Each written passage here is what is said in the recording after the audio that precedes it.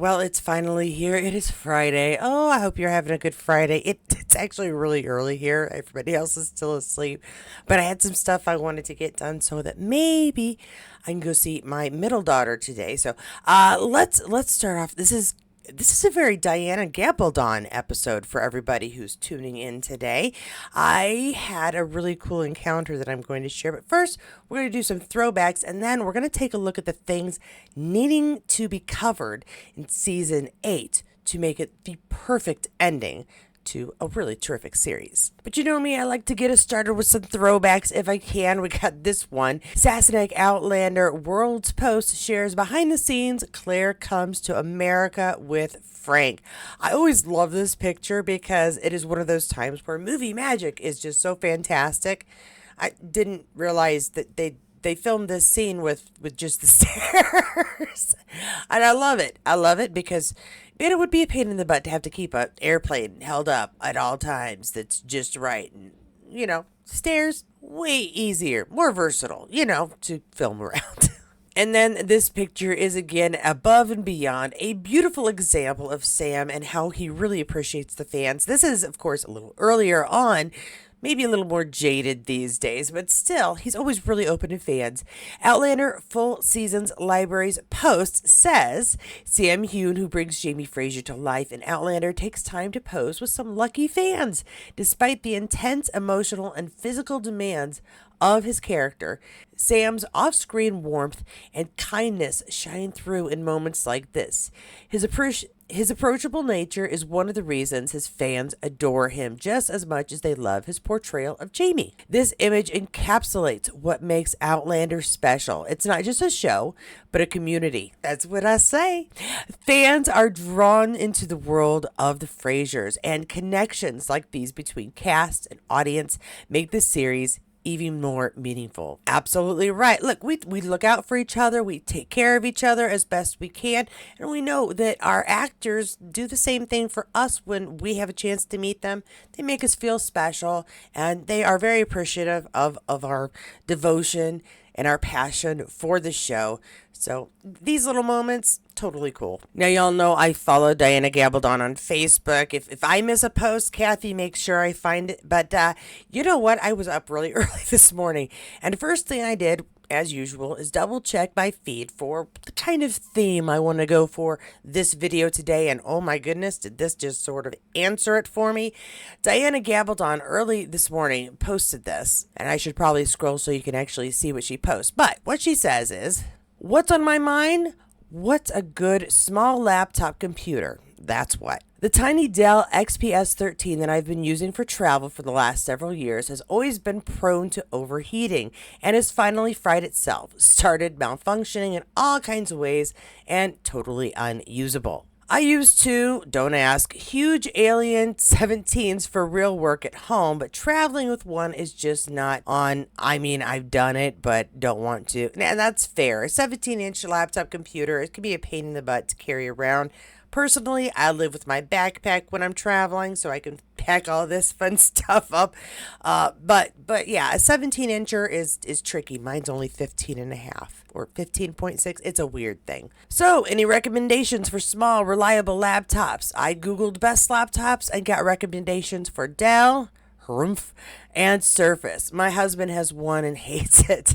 Many thanks for all suggestions. Now, I have a Surface as well, and it's not that it's a bad computer, it's just not very versatile. I made some of my first videos for this channel on that Surface, and as soon as I could upgrade, boy, I did. It's just not functional for anything other than just sitting and writing, which might be great for her.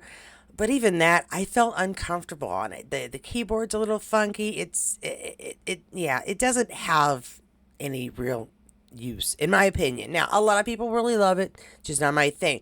Now, when it comes to buying a computer, though, people get all obsessed about the brand name, what's on the outside, does it do any cool stuff? She's mainly wanting it for writing. So here was my suggestion. As a past student of such things, I worked in a computer store. sold people computers. I recommended stuff. So this was my recommendation for her. Yeah, and I was the first one. And I got lots of likes, so I'm kind of happy. It says, skip the Surface and stick with Dell. Worry more about the processing power you need than the model type. If you use a laptop to stream or game at all, a good graphics card is essential, but if you are using it for word processing only, then avoid overpaying for bells and whistles. Always true. You'll want a good solid state drive, and most likely an i5 processor will work, but I always go for the i7 just to be sure it can handle my multitasking, because your girl, she multitasks a lot. As for RAM, 16 gigs is usually more than enough, but make sure you can upgrade to more later if needed. Why? This can often extend the life of your computer. This is because software, as it becomes more upgraded, more complex, it requires more RAM to run. And so it's a good idea to make sure you can expand that RAM, because a lot of times that'll be the only thing you really need to keep your computer up to date and working as software progresses. I wish her good luck with her search, and I hope this info is helpful. And then I already got a response that says, this, I have used Dell for many years, both for software work and for gaming. I have been very pleased with the customer service I have received. Also true, they have good customer service. I haven't needed it personally, because if something breaks on my computer, I rip it apart and try to fix it myself. But it is there, and I've heard that they are very good with their customers. I personally, when I worked in a computer store, sold Lenovo computers, which they're good little machines, but for traveling, I don't really feel that they're the best option, because sometimes they're not as solid a device. If you drop them, if something accidentally happens, I don't think she wants to have to ship off her computer constantly to get it fixed if something happens. And Lenovo's customer service, it's not bad, but it's really not fantastic in my experience, personally.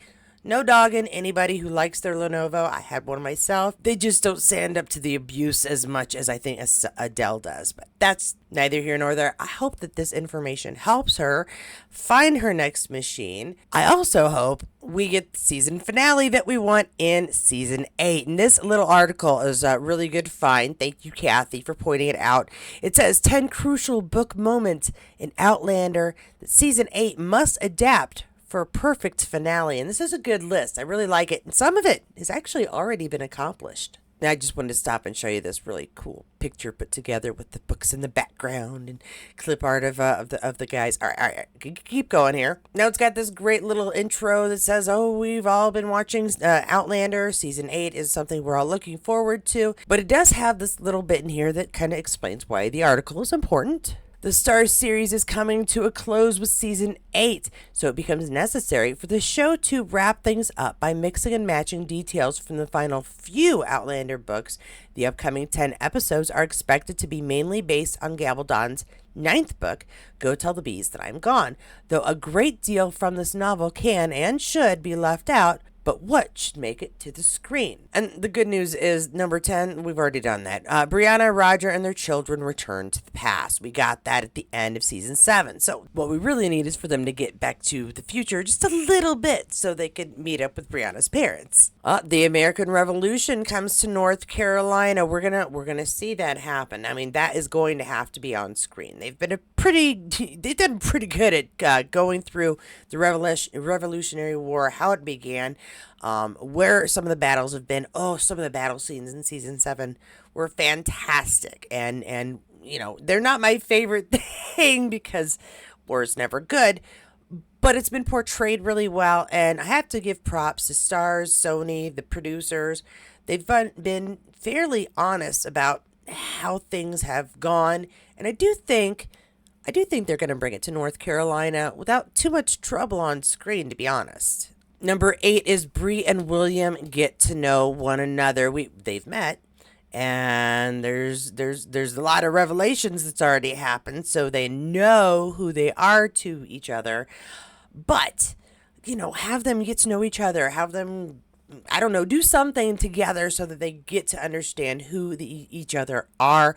Will we find out that she's from the future or any of that? No, I don't think so. But just to get to know who they are as they are, It would be nice to see them kind of build a bit of a relationship. Speaking of developing relationships, Claire and Fanny develop their relationship. That is number 7. And yeah, that's going to be vital in season 8, especially with the revelations that came at the end of season 7. I think there's no doubt this is going to happen. It just is. You'd say Claire, who is a very loving, caring person just in general, and a granddaughter that she never knew existed. Trust me, there's going to be a relationship built there. Ian and Rachel travel to visit the Mohawk. That is going to be exceptional. I would love to see this on screen, and I really do hope they have time to put it in. 10 episodes is not a lot to squeeze in all of the details we really want to see. I'm still miffed that one of my favorite characters in the books never even made it to screen. But this, I think, is extremely high in probability, especially with the travel, the battles, and yeah, I can see that this is going to happen at some point, possibly coaxed on because of Rachel. Just depends on how they decide to tackle it.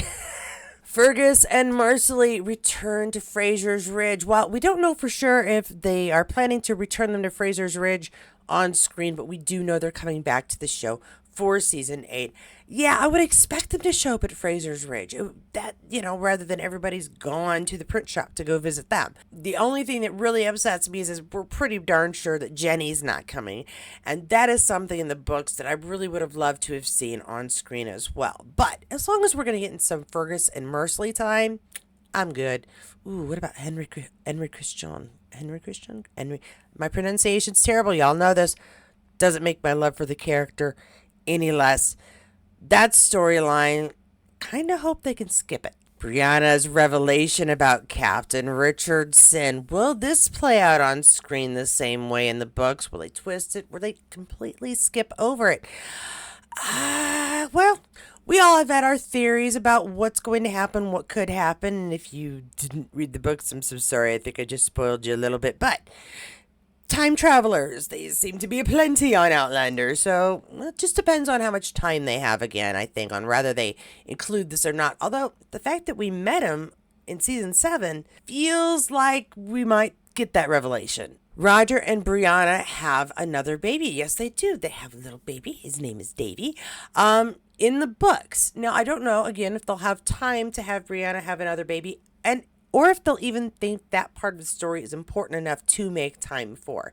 We know they have family. We know that they have an extended family. Will we have time to see baby Davy? That one's kind of up in the air as far as I'm concerned. It just, I think, depends on whether or not they felt they had time or that it was important enough to include. All right, this one, actually, I always think of it having to do with the white hair, but we know that Claire is going to gain power as she ages. Her healing powers themselves are going to be extensive by the time she has the white hair, right?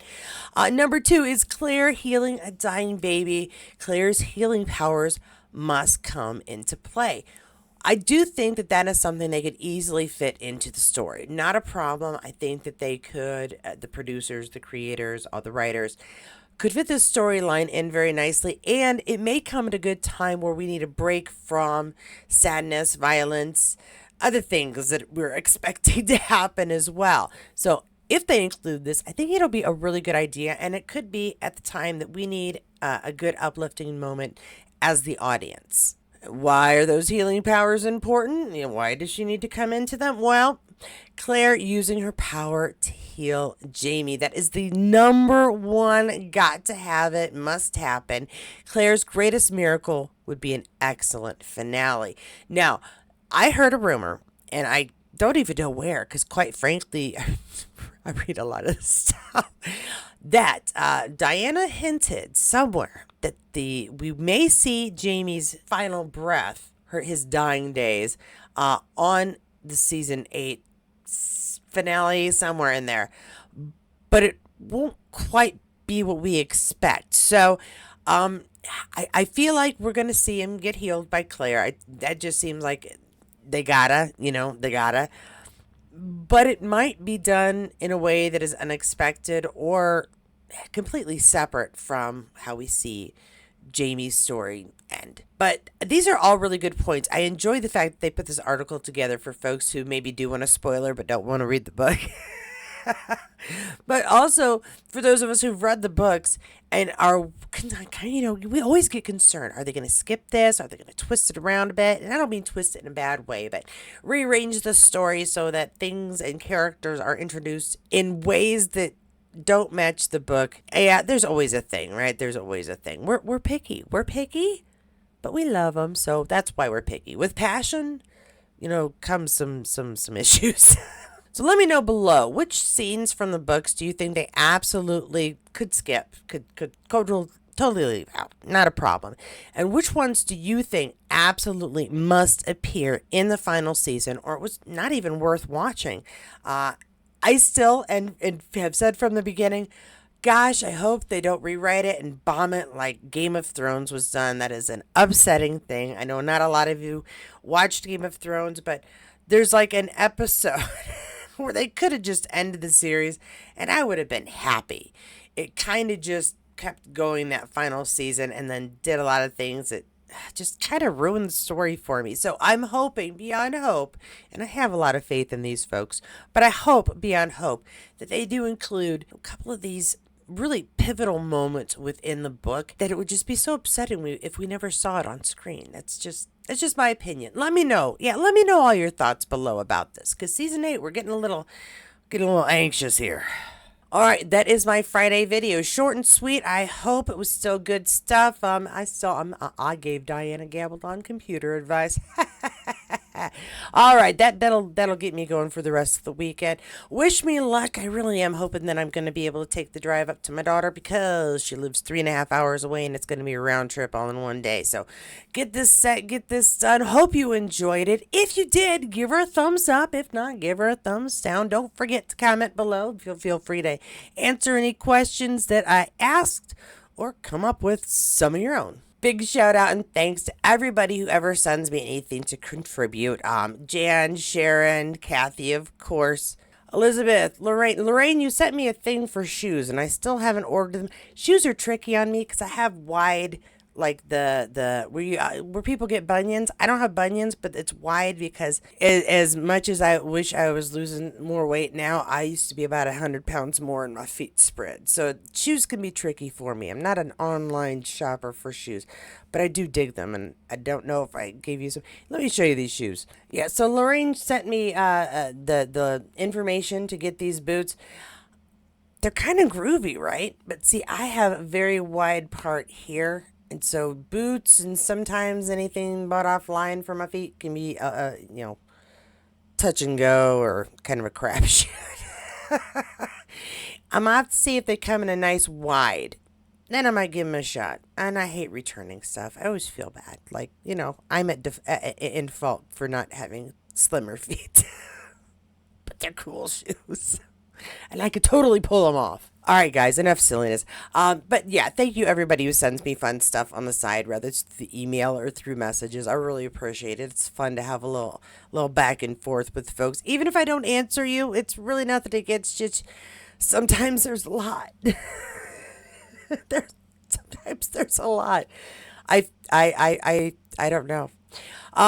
Before I do go, big thanks, obviously, to everyone who contributes to this channel. Thank you so much to my members for your continuous support. I really do appreciate it.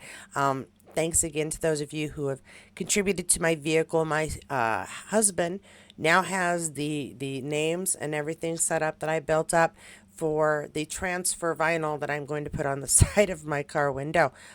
So I hope you all don't mind if people go, oh, they helped. That was really cool. Because I think it was really cool, and I think you should be acknowledged for such things. So it says on my car, or will say, supported in part by, and then all of your names for those of you who contributed directly to my vehicle fund during the time, rather through super thanks or on the GoFundMe page. Y'all get credit, and again, just thank you so much. All right, folks, I'm off to go grab a shower, and because I haven't, these are my pajamas. Shh, don't tell anybody. I really wanted to get this done for y'all. Got a lot to do, so don't tell anybody that I record this in my jammies. It's a secret. But you go have a great Friday. Go do something fun for yourself. Do something good for yourself. Do something that makes you smile, whether it's watching your favorite episode of Outlander, taking a hike, going roller skating. Roller skating is fun. Or go visit family, which is what I'm going to go do today. Take care of yourself. If there's some more Outlander information you want to catch up on, of course, check down below. There's quite a bit. And of course, whichever video you do choose, I will see you there.